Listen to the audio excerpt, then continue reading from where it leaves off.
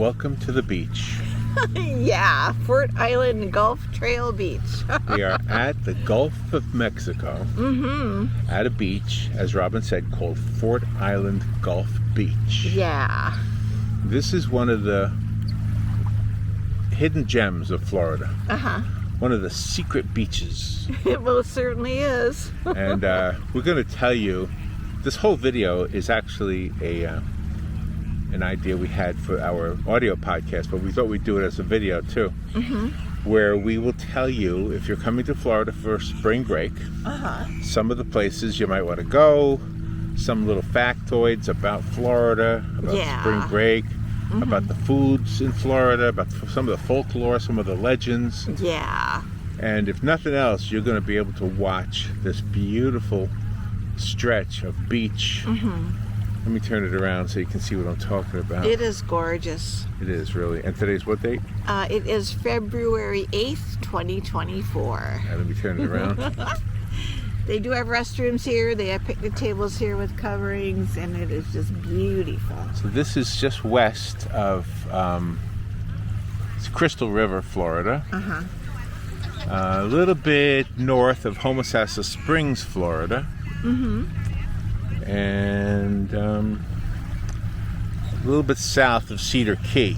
Yeah. You're not going to find too many beaches on the Gulf Coast at this stretch of the state, but you'll have this one. Yeah. And the locals all know about it, but you don't until now. Now you know about it too.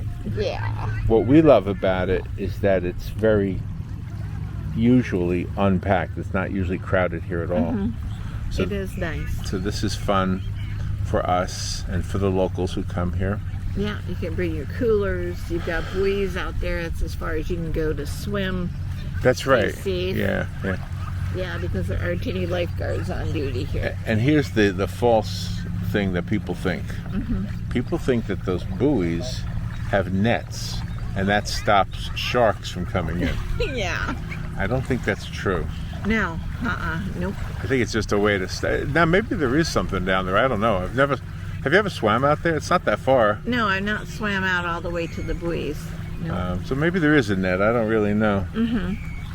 But, all right. So we're going to just create a nice video for you to look at and listen to. We got seagulls here just like you do at any beach in Florida. Yeah. Probably any beach in the world. Sure. There's a little girl running into the water. And I like the sound of the waves as they splash against the sand. That's the difference between the West Coast beaches and the East Coast beaches like Daytona. The East Coast has huge waves where you can surf and stuff like that. But the West Coast, their waves are very serene, just like these. Yeah. So, all right, we're going to record now our voices as you look at the Gulf of Mexico. Okay. Got to find my notes because I have them all on my phone. And you have them on your phone too, right? Yeah, I do. So we're going to tell you some of the places you can go and some of the things you can do if you're coming down to Florida for spring break. Let me see. Got to find my email. Just enjoy the view here and the sound. Okay. Let me I see. have mine. You have yours? Yeah. Well, go ahead and start. On my email. Okay, go ahead and start. Okay, well, we just would like everyone to give you all a big welcome to Florida. They have vibrant nightlife here. They have beaches, a lot of sunshine all year round. Right. Throughout the state, you can explore the Everglades. They're very enchanting. Alligators, you can see a lot of them. Right. You can stay on the East Coast. You can go down to Miami, where there's salsa rhythms. They got Art Deco architecture. It's wonderful. A lot of foods to experience, a lot of different foods, some little known factoids. Florida's mysterious folklore. You can be here on the West Coast, you can be on the East Coast, you can go to the Florida Keys, and then you can go inland where all of the man-made built attractions are in Orlando, in Tampa, like Busch Gardens, SeaWorld, of course, Disney. So right. This is a really, really nice place for anybody coming down for spring break or any time of the year to really enjoy Florida. So one of the things we'll start with is the history of spring break. I won't get into that in too much detail, but they say, whoever they are, that the whole thing started with a movie called Where the Boys Are. Yeah, correct. In Fort Lauderdale it was set. Came out in the 1960s. Who was in that movie, do you know? I can't remember the names, but there are a lot of famous names. The guy that played in I Spy, the lady singer. I can't remember their names. That's okay. Robert Culp, I think, All right. was one of the fellas in the movie. All right. So that's all the history I'm going to give you on that. So let's start out with, the mom. These are the things, before we go any further, here's what your mother wants you to bring. Oh yeah, she wants you to bring sunscreen, bug spray, your bathing suit, your flip-flops, and a cover-up for the bathing suit, because your chances are you're going to be at all the establishments, the retail outlets, the restaurants where you go in on off of the beach with your bathing suit on. Just bring a cover-up and you'll be fine. You got to bring your towels, of course, beach chairs if you want to, and a beach bag, that you can just throw over your shoulder with all your essentials in it, like your bunny and your sunscreen and your bug spray. Pack a couple of snacks, pack a small bottle of water, and just some kind of rain gear, something plastic to cover up, because it does rain here in Florida. It doesn't last very long, but it does rain. If you are planning on going out in the evenings, just bring some kind of evening attire to wear in case you're going out to a nicer restaurant. All right. Well, those are the things your mother wants you to bring. Yeah. And what Dad wants you to bring is money and his phone number. Yeah. So if you need money, you can call him. Exactly. All right. Now, here are some of the places you can go. Now, right now, we're in Crystal River. And if you come here and you're looking for other spring breakers, you're not going to really find them. No, you're not. But if you're older and you just want to be alone or whatever, this is a great place to come and do some research. There's a lot of courses that are the colleges bring out the students to this area to study a lot. That we met just about 10 minutes ago. We met a man who was fishing, and he had to change where he was fishing because a school of dolphins was chasing away the fish. Yeah, and what was really neat about him was he had a backpack on the front of his chest, and he had his little 8-month-old baby. Little baby. Yeah, attached to him while he was fishing. So, So it is a family destination also. Now, where you decide to stay is probably where you're going to spend your entire spring break. So be careful which one you pick. Make sure it's where you want to be. But here are the choices that we're going to give you, and there are lots more. Panama City Beach, beautiful, beautiful white sand up in the Panhandle. Yeah, 27 miles worth. Daytona Beach, that's the one we go to most often. Oh yeah, it's really wonderful. There's 23 miles of beach in Daytona. Some places of those 23 miles you can drive on. Some places you cannot drive on. Right. They got the boardwalk. It's really nice. But it is definitely a spring break mecca. Oh yeah, a lot of nightlife there at Daytona Beach, and a lot of life going on during the day. Now, if you're not really a beach person, you might want to go to Orlando. That's where most of the theme parks that we're going to talk about are. Sure. And it's a beautiful town. It's a beautiful place to be, and there are some swimming areas there. They're all man-made. Oh yeah. Swimming pools, for example, or Typhoon Lagoon, Blizzard Beach, Aquatica, Volcano Bay, Discovery Cove, and I'm sure there's some I'm not remembering. Sure, and in Orlando, of course, there's Disney World, there's Universal Studios, and SeaWorld. And the nightclubs there are usually in places like Universal's City Walk or Disney's Disney Springs. Correct. And there's some in downtown Orlando also. Sure. Just so you know. Sure. Now, if you're going further south down the state on the East Coast, Miami, South Beach in Miami, that's a very, very popular place. Lots of restaurants, lots of beautiful, beautiful places to go, and the beach is unbelievable. Yeah, and they do have the nightclubs down there. South Beach is a very happening place. Very famous for that. Fort Lauderdale, kind of the same thing, a little bit north of Miami. Sure. And then you can go to Jacksonville, you can go to St. Augustine, you can go to Hollywood Beach, St. Petersburg Beach, Clearwater Beach, Naples, Key West, and if you're going inland don't forget about Busch Gardens in Tampa and the water parks that are in Tampa also. Yeah. I'm getting distracted by all the things going on around me. Yeah. All right, so we mentioned Disney World. Then real quickly, Disney World has more than 120 attractions, 50 entertainment options, 140 dining establishments, 4 theme parks, 2 water parks, and there's plenty of fun, multi-day passes, etc. But a one-day pass, there's a load of different ticket options for you to buy. But my advice is to go to the Disney website and do some studying yourself. But a one-day ticket, just thumbnail sketch, is going to go from between $109 and $189, and that's just for the park. Exactly, and you can't really go to any of the Disney World parks anymore. Just show up on the day that you feel like, ooh, I want to go to the Disney park. If you're here vacationing, you really do need to go on the Disney website, book a reservation, and pay for your ticket right there, because with all of the resorts on Disney property, Disney gives the people that stay at the resorts first dibs for anything. Right. So you have to go and book the day that you want to go online. You might get lucky and show up at the park and go to one of those theme parks, but chances are you won't. They'll all be booked up, so they'll tell you online if the day you choose is booked or not. And Universal Studios is kind of the same way. They advise that you get the tickets in advance, because you could show up and it could be sold out. Sure. Which would be disappointing. And Disney, for Universal, the one-day park ticket is like $119.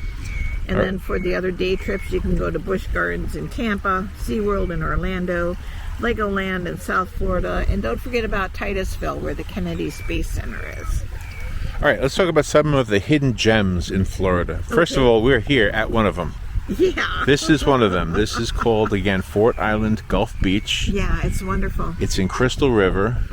You're about 9 miles away from the city, which is kind of a small town, actually. It's not really a city like you might think of. But yeah, you're away from the civilization. You can hear the seagulls right now. It's beautiful. There's nothing wrong with this beach. And that fellow that just walked by us, he's in the water now. He's up to his waist. Oh, yeah. He's out there. Oh, yeah.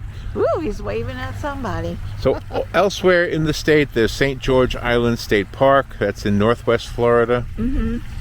There's the Canaveral National Seashore, which is not only a great beach, but it's a great location to see the rockets take off. Yeah, it's between Daytona Beach and Cocoa Beach. It's wonderful. It's a wildlife refuge.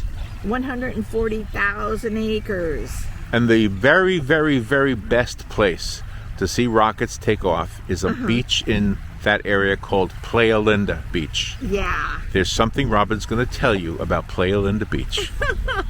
It's a nude beach.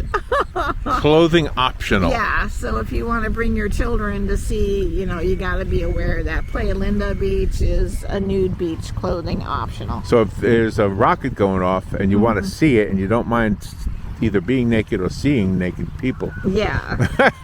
That's a good place to go. It's a really good place to go. That's right, exactly.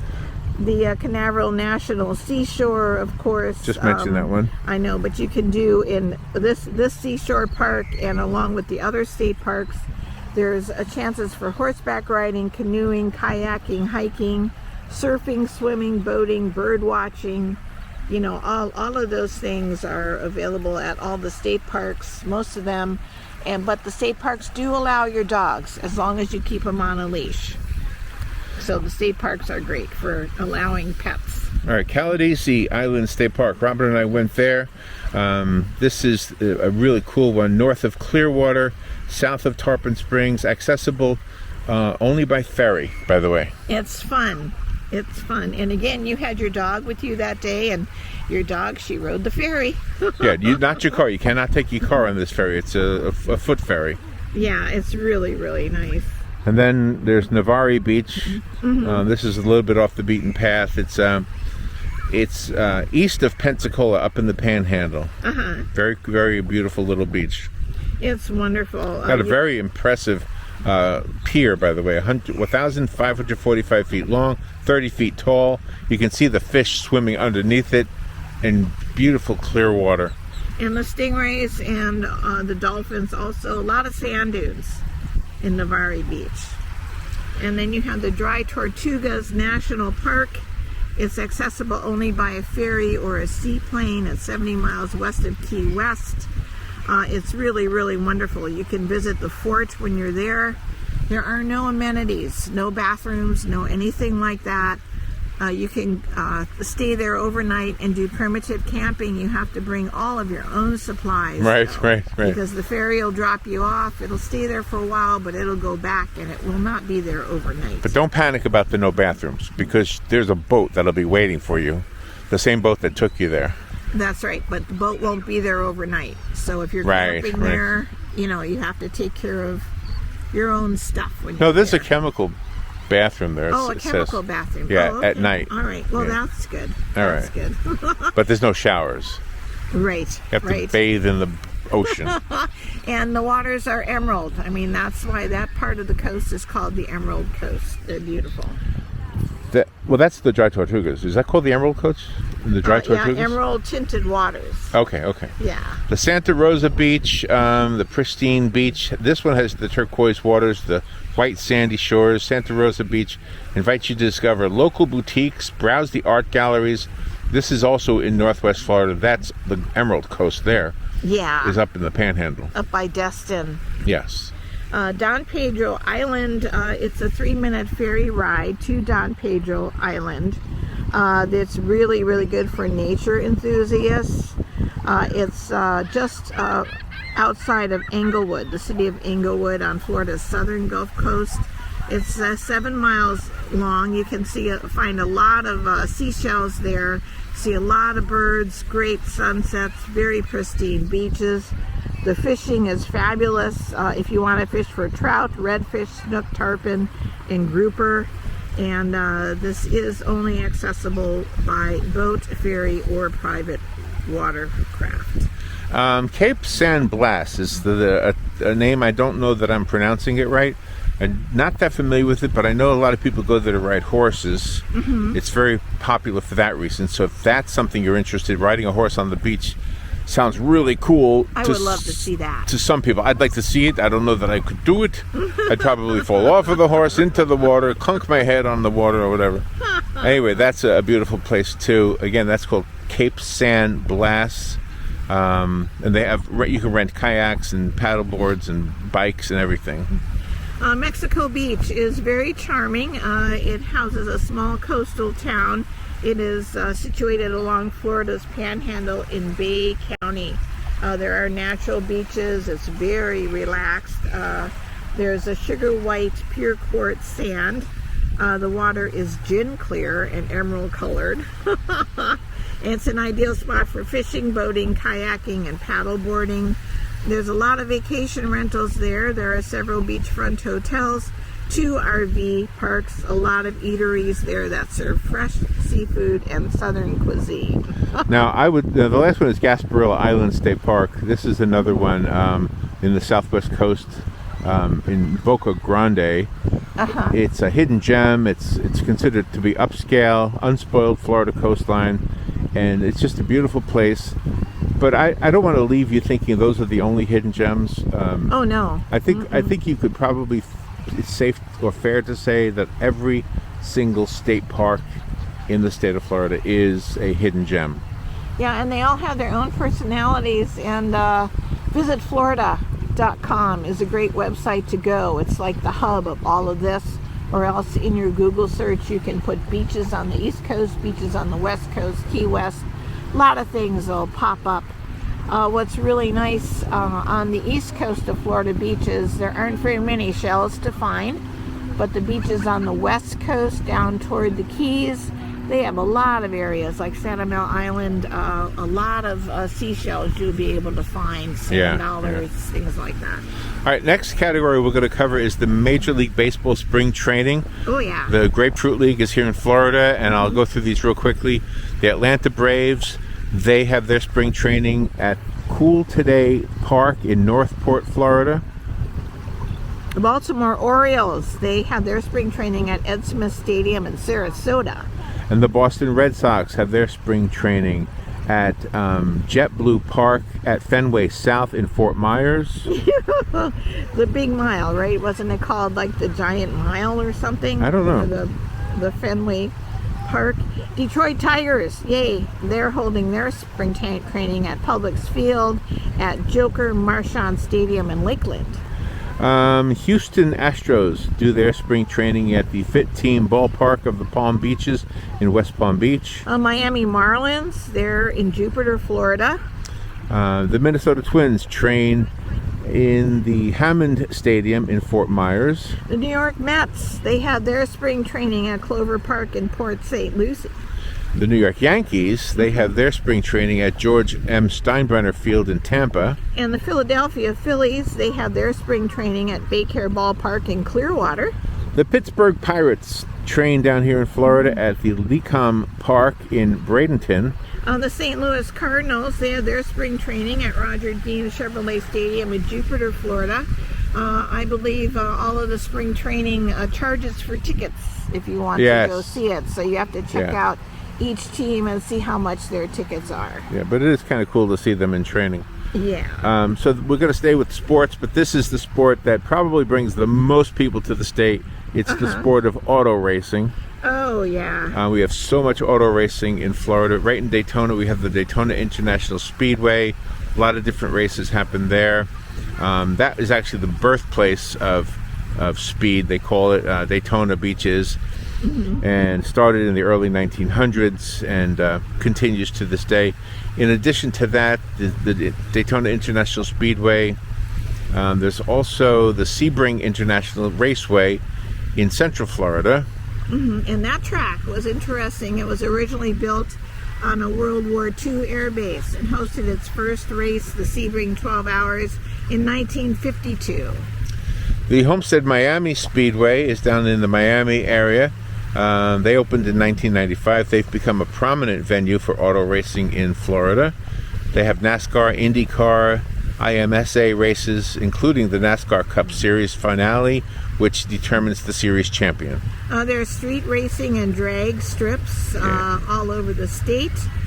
We do have the drag strip king, Don Garlitz. Yep. He has a museum in Marion County, Florida, and that is part of the Smithsonian because Don Garlitz's drag racer and things are in the official Smithsonian at Washington, D.C. Right. But his drag racing museum is part of the Smithsonian in Marion County, Florida.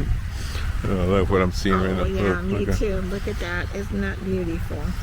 Let's see. What else do we have here? There's motorsports culture. The state has a thriving motorsports culture.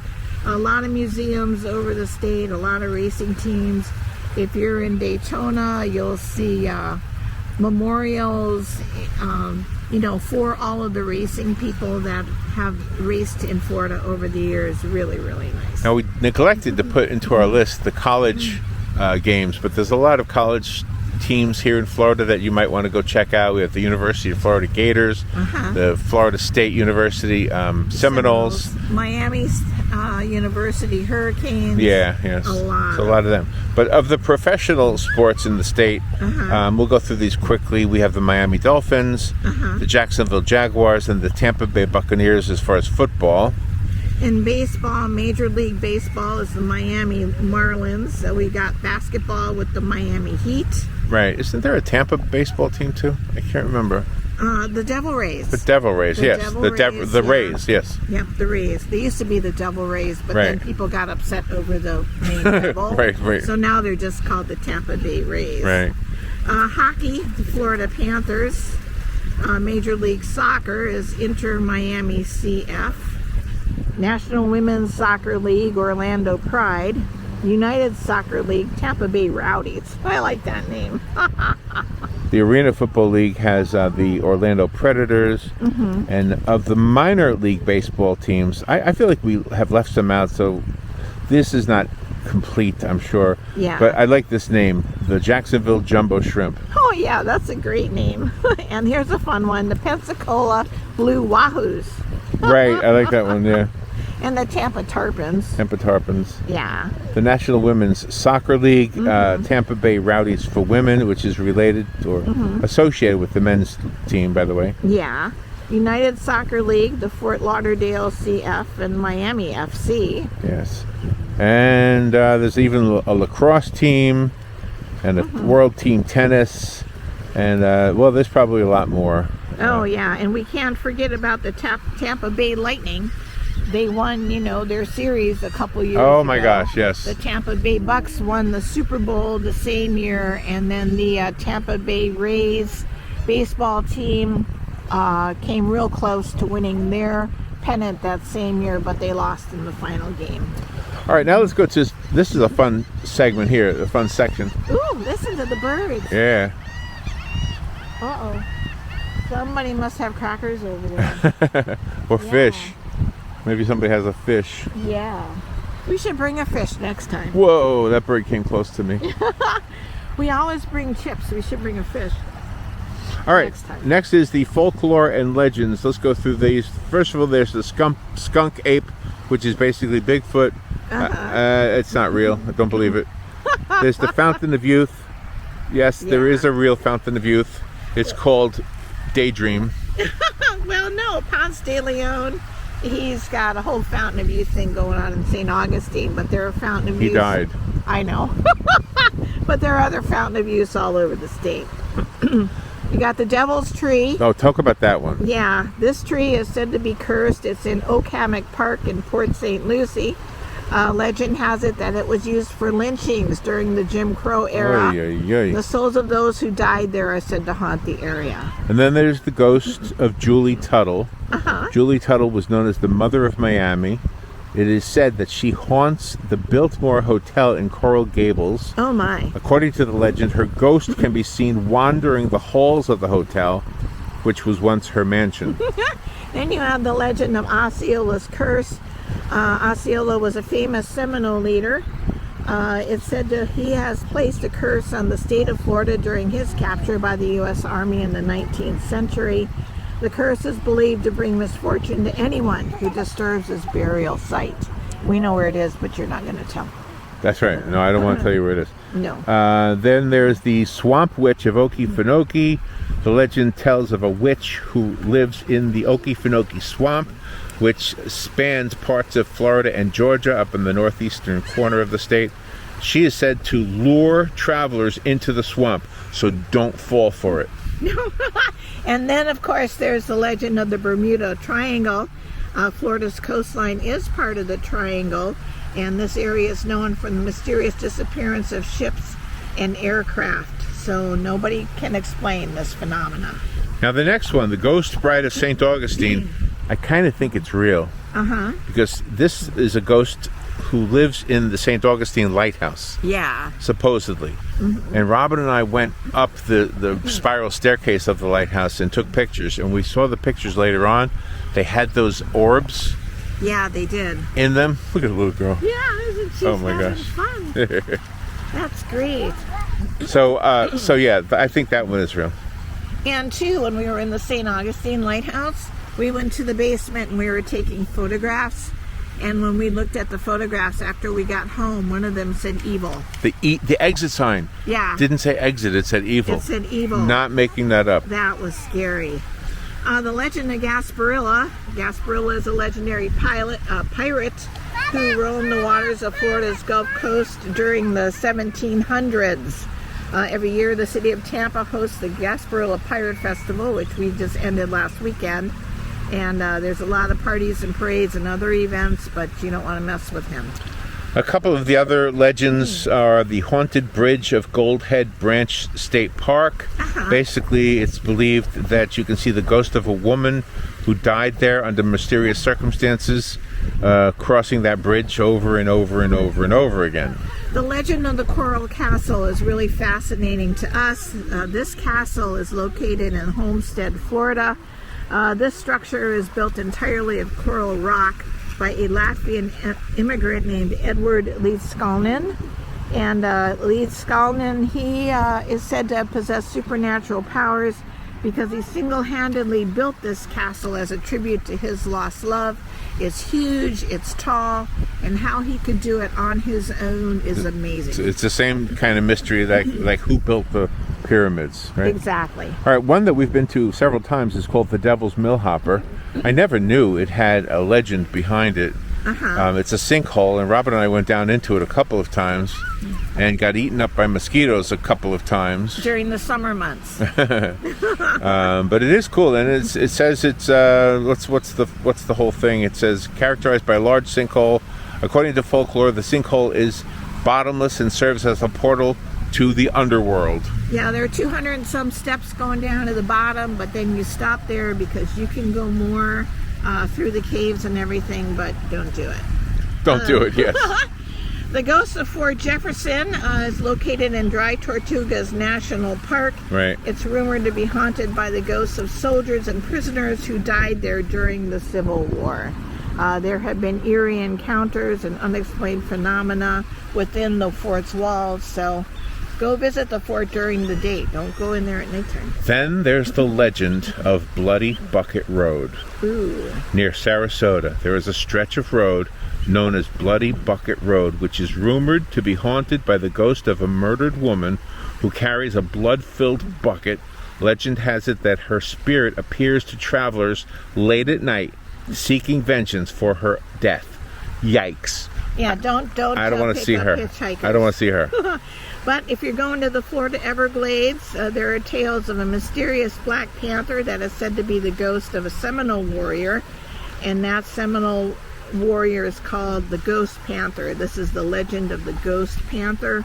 The Ghost Panther protects the land and its inhabitants, but those who encounter it should proceed with caution. All right, now listen to this one. We are not too far from a place called Casadega. It's known as a place with psychics and clairvoyance. And the legend over there is that in a cemetery over there, there's a stone chair. And the stone chair is said to be cursed. According to the legend, if you sit in the chair at midnight and make a pact with the devil, he will come to claim your soul. Ay, don't do that one. No, And there is the legend of the Skunk Ape Bridge, also in the Florida Everglades. This is named after Bigfoot. He still inhabits the area, according to folklore, and he's known to cross the bridge at night. There have been actual sightings of this creature. Now, the next one is real. It's called the Ghost Lights of the Everglades.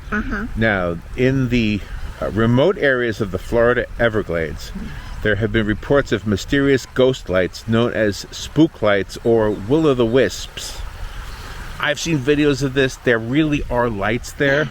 And when you ask the scientific explanation for those lights, it turns out it's got something to do with the gases that come up from the swamp.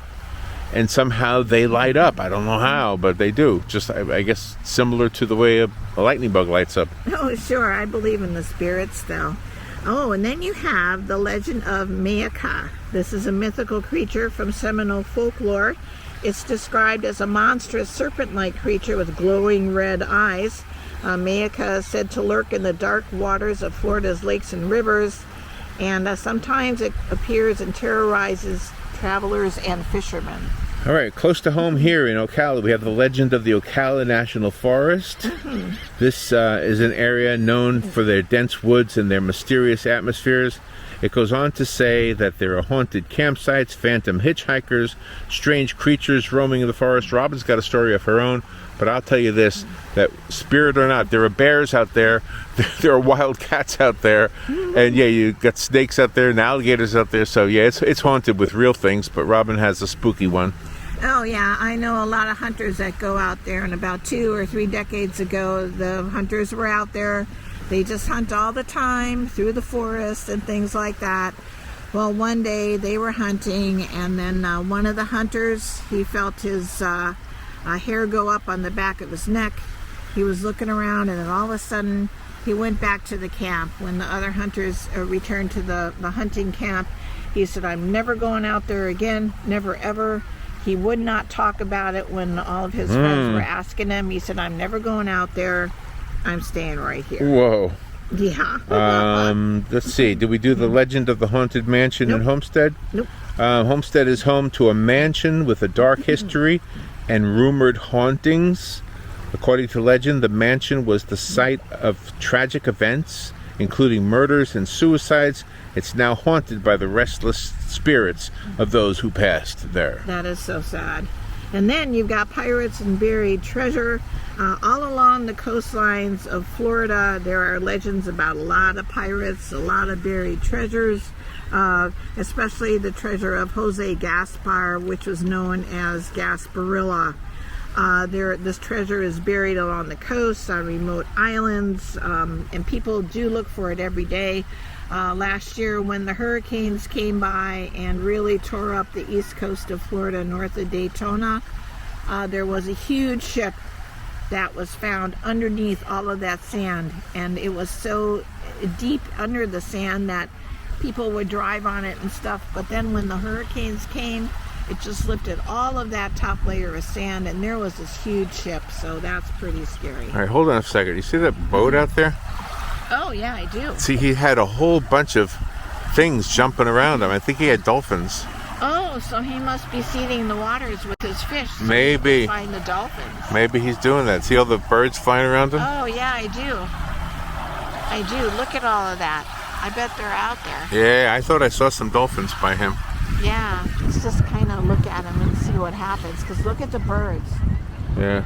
So he's sending all those, he's chumming the waters, hoping to get dolphins and not fish. Do you see all those birds? Look at all those birds around him. Yeah, he's chumming the waters out there.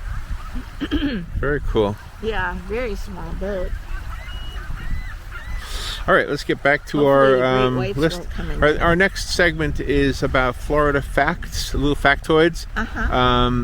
Did you know that Florida is the only state where manatees give birth in warm water springs? You can even witness at some state parks. There's one right down the road from where we're sitting called Homosassa Springs, and that's one of them. Oh yeah, Three Sisters Springs too. They're pretty amazing.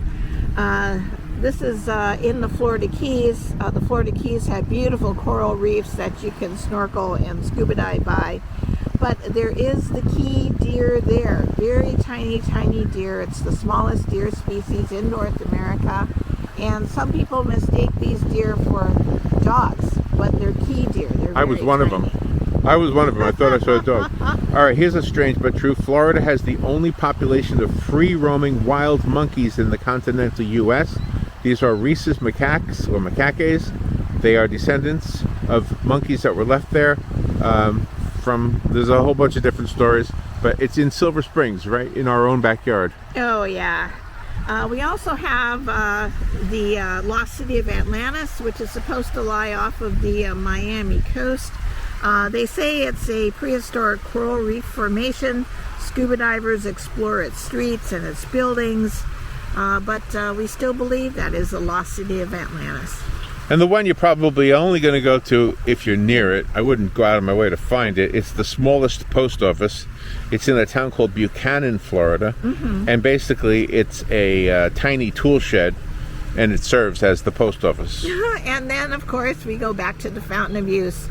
They're all over the state of Florida in the springs, and you will be able to find one somewhere on your Florida adventures. All right, so we're done with the legends. We're done with some of the weird things. Let's get to the food. Okay. Let's get to the lunch. Key lime pie. Let's start with dessert. Okay. Key lime pie. If you're coming to Florida, you got to get some key lime pie. It There's is so good. lots of stories around it. Don't worry about the stories. Just eat. It's good. Cuban sandwiches are very, very big in the state of Florida, particularly in the Cuban communities of Miami and Tampa. It's a sandwich that's made with roasted pork, ham, Swiss cheese, pickles, mustard. Sometimes they put salami in there. They press it between Cuban bread, served hot. Very good. Delicious. The next one is Robin's cup of tea, not mine. Stone crab claws. Yeah, they're good. Well, to Robin. Not to me. I don't care for them. Florida oranges. Of course, you can go anywhere in Florida and get fresh squeezed orange juice. You can get the oranges. You can get the orange blossom honey. You can get the orange blossom perfume. Very prevalent in our state. All right, now the next one, alligator tail. Which I've never had. I don't want. You don't want it? Well, No, it is. but you did. It is good. It tastes like chicken, just like they say. And yeah, I know it sounds gross, but alligator tail is really, really very good. We have cuisine down here in Florida called Floridian cuisine. It's a complex coming together of Florida and Caribbean flavors. You have seafood, tropical fruits, a lot of spices, jerk chicken, conch fritters, mango salsa. It's really cool. They put everything together and they call it Floridian cuisine. And the seafood here in Florida is everything. We've got grouper, snapper, sheep's head, shrimp, oysters, mahi-mahi, all those. You probably get them in many different places, but Florida, it's there. Most of that is caught right here. And some of the best shrimp is the pink shrimp, which is harvested in Key West. You have them in shrimp cocktails. You have them to seafood pasta. You even have them very, very cold. They're so good. And then there's the Everglades frog legs. I accidentally had one of these, thinking it was a chicken leg. When I found that it was a frog leg, I did not go for seconds. But it did taste good, to be honest. And there is Latin cuisine here in Florida because of the Hispanic population. There are Cuban, Puerto Rican, and Latin American dishes such as empanadas, plantains, black beans, and rice. You've got such a variety here. And then, I know this is kind of on the odd part of this one, but the Space Coast has some treats like the astronaut ice cream, which is not cold, but it's freeze-dried ice cream, and it really does taste good. It was invented there, by the way. And Florida houses a lot of unique festivals with a lot of unique food. You can go to the Quirky Conch Fritter Festival in Key West, or the Quirky World's Safest Manatee Zone Festival in Crystal River. You can go to the Seafood Festival in Palatka. All over the state of Florida, you can find quirky festivals. You can find normal ones like the Strawberry Festival, that kind of stuff. Right, but, and did you mention the corn? No. The Selwood corn? The Selwood corn is so good. You just go there and just eat and eat and eat ears and ears of corn. And there's a couple of blueberry festivals. They serve blueberry beer. Oh yeah, that's fun in Brooksville. We like that one. All right, next one. Who's who in Florida? We got some famous names. We're just gonna name drop a little bit. Okay. Tom Brady lives here. Yep. Giselle Bundchen lives here. Shaquille O'Neal. Yeah, Gloria Estefan and her husband. Pitbull. Jimmy Buffett lived here until he passed away last year. Yeah, and he even has a road named after him, right? A1A is going to be renamed the Jimmy Buffett Memorial Highway. Nice. Dwayne Wade from the Miami Heat. Ricky Martin, the singer. John Cena is a wrestler and an actor. I like him. Yeah. You've got Billy Joel. He had a home in Manalapan, Florida, and the late Olivia Newton-John, of course. Right. Don Shula, the late NFL coach from the Miami Dolphins. Michael Jordan in Jupiter. I like him. Tiger Woods, Vanilla Ice. Gloria Vanderbilt, the late Gloria Vanderbilt. She had a home in Fisher Island. Burt Reynolds, he had different homes here, one in Jupiter, Florida, one in Ocklawaha, Florida, one in Tequesta, Florida.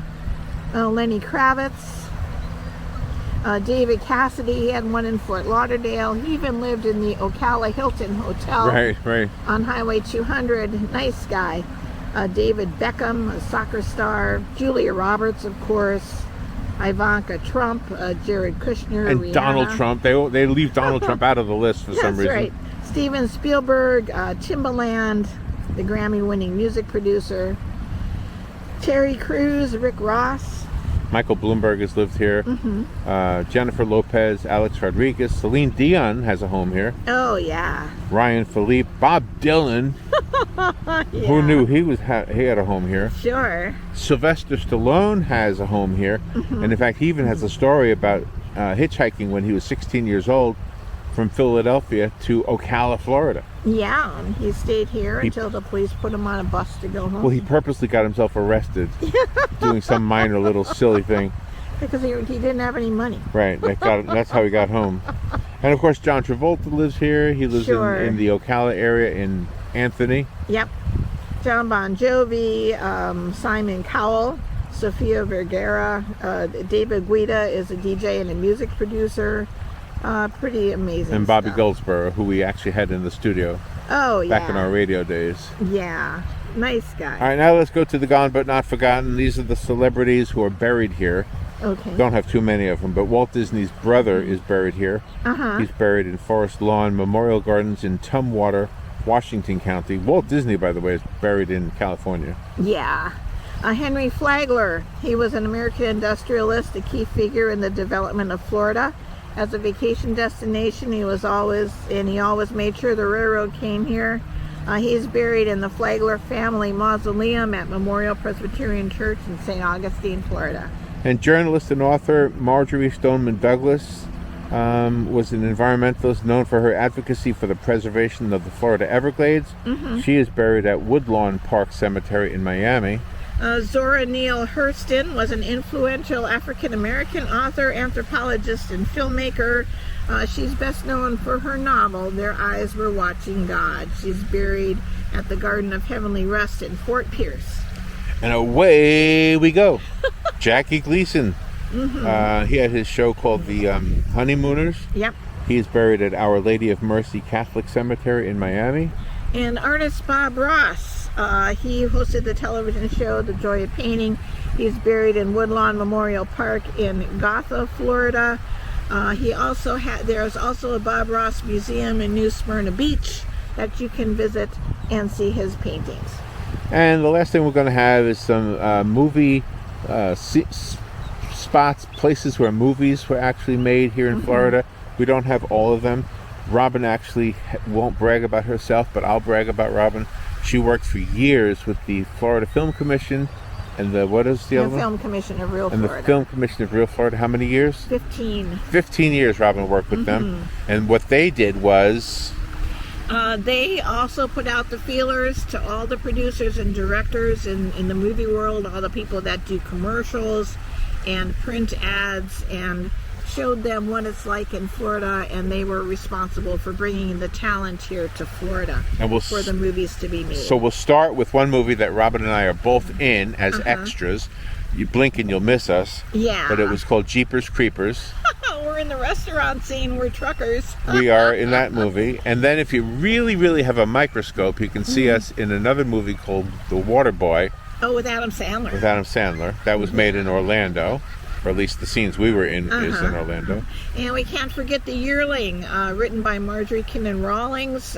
She wrote that book and a lot of other books up in Gainesville, Florida. Right. And The Yearling is a great movie that was filmed here in Florida. And Cross Creek was also filmed there. Oh, definitely, definitely. And so was in Micanopy. What was that movie called again? Doc Hollywood with Michael J. Fox. Right, that was filmed there. Goldfinger, the James Bond movies. That was one of the James Bond movies that was filmed here. Scarface was filmed in Miami. Ace Ventura, Pet Detective, was filmed in Fort Lauderdale. Edward Scissorhands was filmed in Lutz. Miami Vice, the TV series, and both of the Miami Vice movies were filmed here in Miami. The Truman Show with, I can't remember his name. But that was filmed here also in the Panhandle. Moonlight, the Academy Award-winning drama, was filmed in Miami. Pain and Gain was filmed in the Miami area also. Cocoon, directed by Ron Howard, that was filmed in St. Petersburg, along with the Too Fast, Too Furious franchise. And The Punisher. You actually went to interview somebody with The Punisher. Oh yeah, Thomas Jane was the star of The Punisher, and of course it also starred John Travolta. But I got to go down there before the movie was released and interviewed Thomas Jane. He is wonderful. Great actor, so cordial. Great time. The movie with Jennifer Aniston and Owen Wilson called Marley and Me was filmed in Fort Lauderdale and other areas around Miami and South Florida. And Spring Breakers, James Franco, Vanessa Hudgens, and Selena Gomez is around Sarasota and St. Pete. And Dolphin Tale, right down the coast here in Clearwater. This is a family-friendly film. It's based on a true story of a dolphin who needed a prosthetic fin. Oh, yes. And that was filmed there. Out of Sight with George Clooney and Jennifer Lopez. It was a crime drama. It was filmed around Miami and Palm Beach. The Birdcage, Robin Williams and Nathan Lane are in that one. That was filmed in Miami's South Beach area. And Bad Boys 2 with Martin Lawrence and Will Smith. Yep. And The Florida Project, which is a drama focusing on a group of children living in poverty near Disney World. That was filmed in Kissimmee and Orlando. Don't forget about The Creature from the Black Lagoon, 1954. It was like the really first classic horror film. It was shot in Wakulla Springs and Silver Springs, Florida. And the actual suit that the creature wore is on display in the Silver Springs State Park. The creature... Wait. The Black Lagoon. The creature wasn't... The actor wore the creature suit. Right. Oh, that's right. That's right. No, it's not the creature. It's the suit of the creature. Right. Can't forget about the early Tarzan movies, the black and white ones. Yeah. And we have to say kudos to Bruce Mozart. He's the legendary photographer. Through his photographing of beautiful women underwater, he is responsible for bringing a tourist, using Florida Springs as a tourist destination. Weeki Wachee came of that with the mermaids and things, but Bruce's main contribution was the invention of the underwater camera housing. Right. So that allowed those movies like The Creature from the Black Lagoon and Tarzan and the James Bond movies. Right. All of those movies that were filmed underwater. Without Bruce's invention, it might have been a long time before that was filmed. So thank you so much to the late, great Bruce Mozart.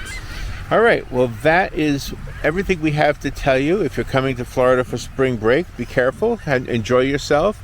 Remember, the drinking age is 21. So if you're not 21 yet, you are going to have to stick with Coca-Cola or something.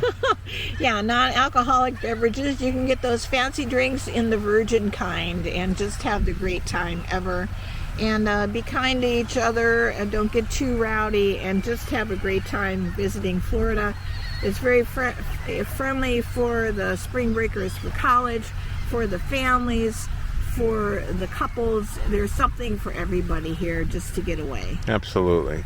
And one last thing I'll say, that if you are coming to Florida for spring break, but you're not necessarily college age, maybe you're a parent with some young kids and you're going to visit here, if you want to take in something really cool, there's a sea turtle rescue facility down in Juneau, Florida. Oh, yeah. That I can't remember the name of it, but if you go to the robinandthegiant.com website, which is our site, we have some books that Robin wrote, I illustrated, and there's one specifically dedicated to that facility where they rescue and help recover injured sea turtles and etc. It's a very fascinating place, and you're not going to have the long lines like you have in a lot of the tourist attractions. No, and I did find the name. It's the Loggerhead Marine Life Center. I couldn't remember the name. Right. It's Ocean and Sea Turtle Conservation. This is not the only marine life center in the state of Florida that helps preserve sea turtles, but this is the one we're familiar with. They do such a great job. They'll take you on a tour. You might get there and actually be able to participate in the letting go of the sea turtles after they have rescued them and doctored them up to good health. So all right. It's wonderful. Let me turn this around, say goodbye. Okay. All right, there we are. Did we get sunburned in all that time? I don't think so. Might have got sunburned. We had the wind. Oh, and that's one thing too. When you're visiting Florida and you've got this wind like this and you're walking the beach or driving on the beach or riding a motorcycle, you won't notice you have a sunburn until after you stop and you start going to bed at night. Right. So even though you think you don't need it, put the sunscreen on during the day. Sunscreen is the miracle substance. Yeah, it is. All right. Well, we hope you enjoyed watching the water. Maybe you got Yeah. to see some of the birds, and the couple of children were playing while we were talking. And it's just a beautiful place. Again, we're at one of Florida's hidden gems. It's called Fort Island Gulf Beach in Crystal River, Florida. Yeah. And it's a place we love. And don't tell too many people about it. Just keep it between us and you, okay? Yeah. So take care, be good. Don't forget to write. Oh, and one more thing. Oh, okay. If you are visiting like the Ocala area, which I know a lot of you do because that's where our home is, and In north central Florida. we talk about Ocala a lot. This is a very short drive. I think it was about 34 miles for us to get here. Yeah, exactly. So not too bad. Yeah, the thing about Ocala or Marion County, where the city is in, you can do most of the things in the state for a day trip.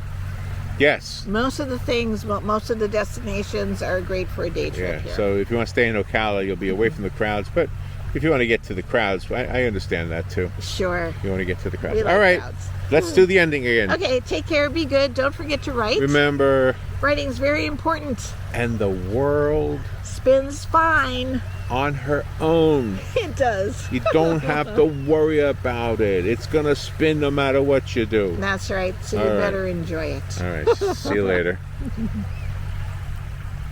Bye. Oh, bye.